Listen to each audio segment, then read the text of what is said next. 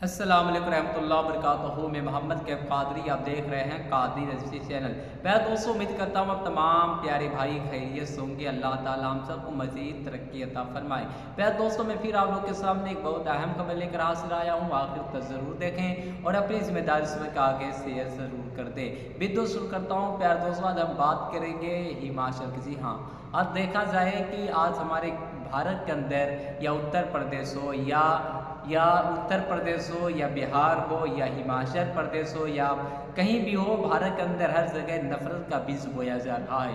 नफ़रत के ये चिंटू नमूने लोग जो हैं ये नफ़रत फैलाते नज़र आ रहे हैं। लेकिन अफसोस की बात यह है, जो नफ़रत फैलाते हैं, जो भड़काऊ भाषण दे रहे हैं, भड़काऊ बयान दे रहे हैं, किसी धर्म के खिलाफ भाषण दे रहे हैं, मुसलमानों को निशाना बना रहे हैं, ऐसे लोगों को कोई कार्रवाई नहीं की जाती। अफसोस की बात है। प्यारे दोस्तों, हिमाचल प्रदेश की बात करें तो वहाँ से इस समय रोज़ाना एक ना एक खबर एक वीडियो वायरल किया जा रहा है, जहाँ पे मुसलमानों के खिलाफ भाषण दिया जा रहा है, मुसलमानों को जिहादी बताया जा रहा है और तरह तरह की बातें कही जा रही है। मैं अभी उसकी पूरी वीडियो दिखाऊंगा और उसका हर जवाब देने की कोशिश करूंगा। प्यारे दोस्तों, पहले आप स्क्रीन पर देख रहे हैं, भाई लिख रहे हैं हिमाचल एक और नफरती भाषण।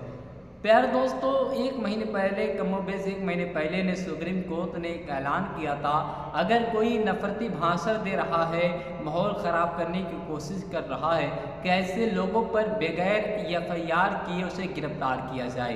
क्या कहा सुप्रीम कोर्ट ने?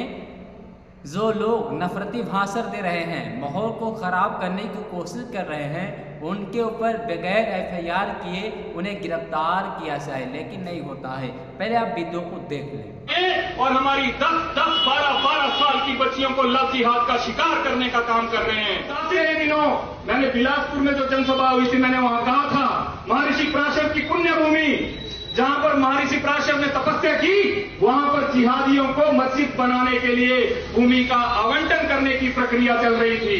लेकिन मैं बताना चाहूंगा, हमने जब बिलासपुर से चेतावनी दी और वहां के जागृत हिंदू समाज ने उस मस्जिद को गूगल के ऊपर से भी और धरातल के ऊपर से भी पिछले कल धूल धूसरित करके मिट्टी में मिलाने का काम कर दिया। से जिहादी मानसिकता के लोग यहाँ करके यहाँ का माहौल खराब करने का काम कर रहे हैं, उसमें हम भी बराबर के भागीदार हैं, क्योंकि आप थोड़े से किराए के लालच में अपनी दुकान और मकान इन लोगों को देने का काम करते हैं, जिसके कारण से इनके हौसले बढ़ते हैं और ये हमारी नन्ही नन्ही बच्चियों को टारगेट करने का काम करते हैं। ये जो एजेंडा चल रहा है, ये कोई व्यापार करने के लिए नहीं आते, इनका एजेंडा बिल्कुल सेट है। इन लोगों को फाइनेंस होता है और एक हिंदू बच्ची को ले जाने का 8 से 12 लाख रुपए मस्जिदों और मदरसों से इनको दिया जाता है। आपने देखा ये जनाब किस तरह की बोलते नजर आ रहे हैं और ये कह रहे हैं कि ये कह रहे हैं परासी में मस्जिद बन रही थी। मैंने गया वहाँ के हिंदुओं से कहा कि वहाँ की मस्जिद उन लोगों ने धूल में मिला दिया।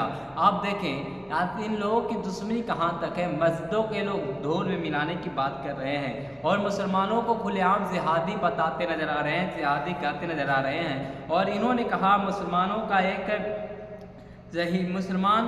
इन्होंने कहा कि मुसलमान हिंदू लड़कियों को टारगेट करता है और उनसे मस्जिद और मदरसे से 12 लाख रुपए दिए जाते हैं।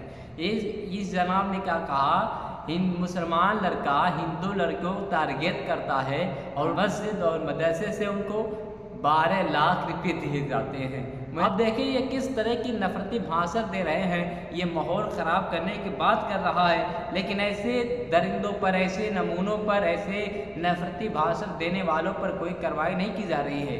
प्यारे दोस्तों, एक छोटी बात नहीं बल्कि बहुत बड़ी बात है। इन्होंने कहा मस्जिद और मदरसे से 12 लाख रुपये दिए जाते हैं। क्या छोटी बात है? बहुत बड़ी बात है।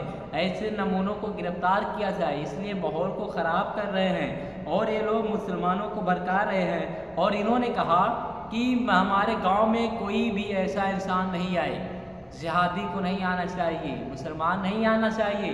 ये लोग काम किसी फेरी वाला का जानते होंगे, फेरी वाला भाई किसी गांव में चला जाता है, इन लोगों ने उनसे कहा है। आपको पता होगा किसी फेरी वाले को किस तरह मारा गया था मुसलमान को, और फेरी वालों की बात करें क्या दोस्तों, आज उनसे आधार कार्ड पूछा जाता है, आधार कार्ड मांगा जाता है।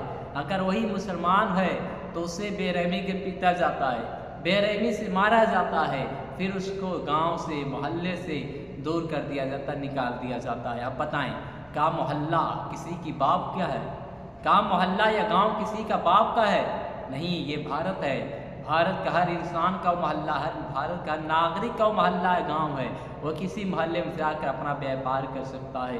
लेकिन ऐसे नमूने जो लोग हैं माहौल को ख़राब कर रहे हैं, माहौल को बिगाड़ने की कोशिश कर रहे हैं और भोले भाले हिंदू भाइयों को ये भड़का रहे हैं और मुसलमानों के खिलाफ नफरत घोलने की बहुत बड़ी कोशिश करते नज़र आ रहे हैं। स्क्रीन पर भाई लिखते हैं, ये लिखते हैं, ये सब मुसलमान लोग हैं जो टीका लगाकर उल्टे सीधे बयान देकर हिंदुओं को बदनाम करने का काम कर रहे हैं। ऐसा कोई बयान या भाषण हिंदुओं की तरफ से नहीं दिया गया, ऐसा कोई बयान हिंदुओं की तरफ से नहीं दिया गया।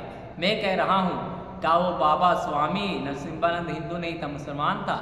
हाँ, वो जो बाबा था जो मुस्लिम लड़कियों के खिलाफ गलत अल्फाज बुलंद किया था, उन्हें रेप करने की बातें किया था, क्या मुसलमान था? कैदम मुसलमान था? तबरेज अंसारी को मारा गया था, मुसलमान मारने वाले थे। जुनैद और नासिर को मारा गया, क्या मुसलमान था मारने वाला?